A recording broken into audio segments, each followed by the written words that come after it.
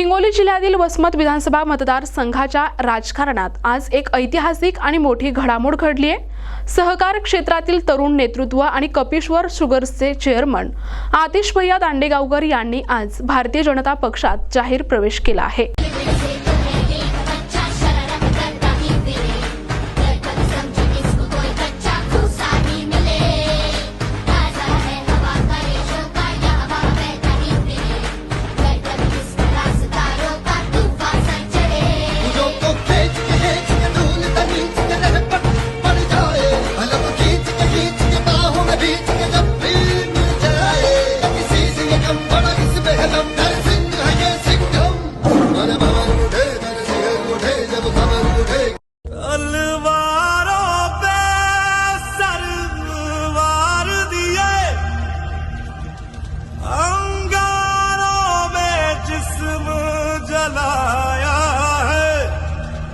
अब जाके कहीं हमने सर पे ये केसरी रंग सजाया है।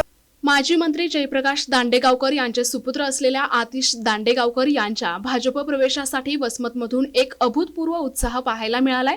या ऐतिहासिक कार्यक्रमासाठी तब्बल 200 ते 300 गाड्यांचा ताफा वसमतमधून मुंबईकडे रवाना झाला होता।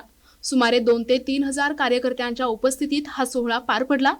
विशेष म्हणजे हे सर्व कार्यकर्ते 25 फेब्रुवारी रोजी पवित्र तीर्थक्षेत्र ज्ञानेश्वर महाराज समाधी मंदिर आळंदी येथे मुक्कामी होते।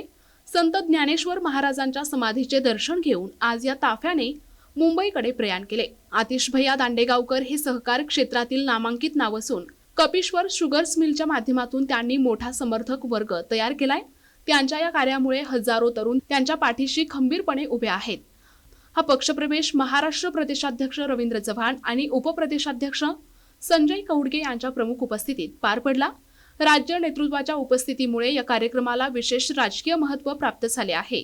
आगामी निवडणुकांच्या पार्श्वभूमीवर आतिश दांडेगावकर यांचा भाजप प्रवेश अत्यंत निर्णायक मानला जातोय। त्यांच्यामुळे वसमत तालुक्यात भाजपची ताकद मोठ्या प्रमाणावर वाढणार असल्याचे चित्र स्पष्ट आहे। वसमत ते मुंबई असा भव्य ताफा आणि हजारोंची उपस्थिती पाहता वसमतच्या राजकारणात आता एका नव्या अध्यायाची सुरुवात झाली आहे, अशी चर्चा राजकीय वर्तुळात रंगली आहे। काय नेमकं भाजपकडून काय आश्वासन आहे का की वेगळी राजनीती आहे, काय आहे नेमकं आणि किती कार्यकर्ते जात आहेत? काम करण्याची संधी तिथे उपलब्ध आहे। कार्यकर्त्यांची मानसिकता ही तशाच प्रकारची आहे। सर्वांशी चर्चा केलेली आहे आणि सर्वांशी चर्चा करूनच पुढे जाण्याचा हा निर्णय झालेला आहे।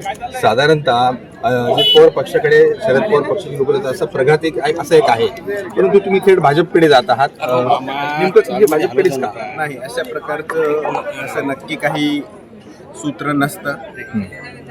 जिथे ज्या प्रकारचं पॉसिबिलिटी आहे, जिथे ज्या पक्षात काम करण्यासाठी वाव आहे, तशा प्रकारचा निर्णय घ्यावा लागतो आणि आमच्या कार्यशैलीला विचारधारेला भाजप योग्य तो न्याय देईल असे वाटते।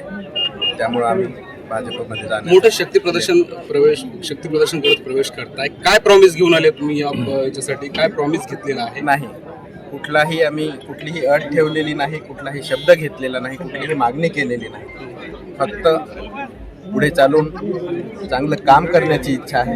माझ्या कार्यकर्त्यांना योग्य ते पाठबळ देण्याची इच्छा आहे। त्यासाठी दांडेगावकर साहेब सोबत आहेत की मागे आहेत की कसे आहेत या सगळ्या प्रक्रियेमध्ये? साहेबांची भूमिका काय?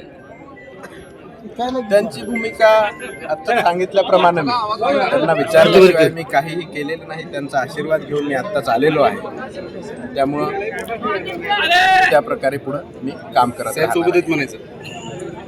आता ज्याचा त्याचा अर्थ जो तो त्याच्या सोयीनं काढेल। प्रवेश होणार आहे, किती शेकडो कार्यकर्ते असणार, काय सांगाल? 350 ते 400 गाड्या आहेत, 4000च्या आसपास कार्यकर्ते आहेत। इथून आम्ही उद्या सकाळी 10 वाजता कोकण भवन CBD बेलापूर येथे भारतीय जनता पार्टीचे प्रदेशाध्यक्ष आदरणीय रवींद्रजी चव्हाण साहेब यांच्या उपस्थितीत तिथे प्रवेश करणार आहोत।